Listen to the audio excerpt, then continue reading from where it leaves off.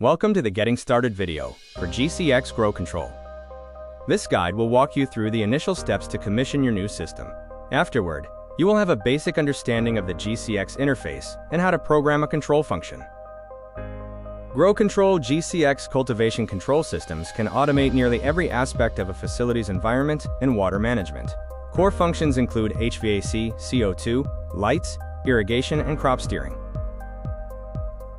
Additional functions include position control for motors and curtains, dosing, tank level control, back net for industrial building management, and more, such as timers, alerts, and logic. This video will cover getting started, creating and configuring workspaces, adding devices, monitoring and graphing data, and control functions. Let's begin with the initial steps to get your system up and running. The getting started process involves three main steps: creating workspaces for rooms or zones, adding and assigning devices a name and address, and programming controls using standardized control functions. First, we will cover creating workspaces.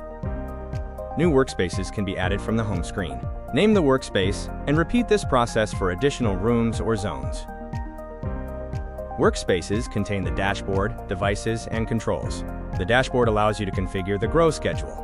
The Devices tab is used for monitoring and overrides, and the Controls page automates your control processes using standardized function blocks. Next, let's look at how to configure your workspaces. Each workspace has its own grow schedule, controlling the photo period and tracking the crop's day and stage.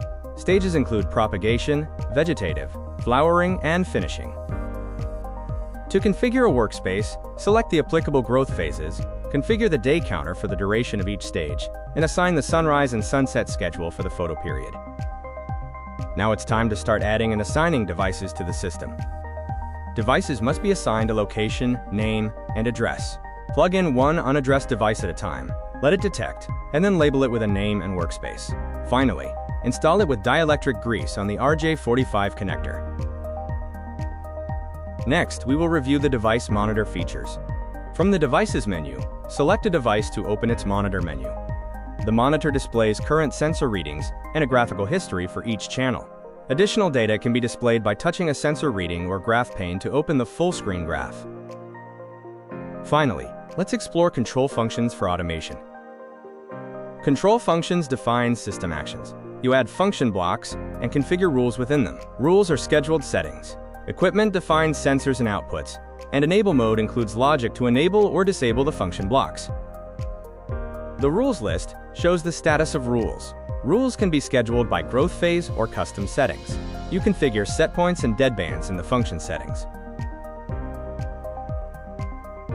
The equipment section configures the inputs, outputs, and sensors controlled by the function block.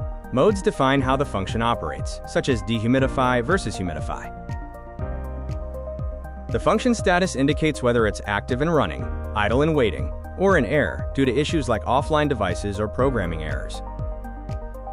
Thank you for watching this video.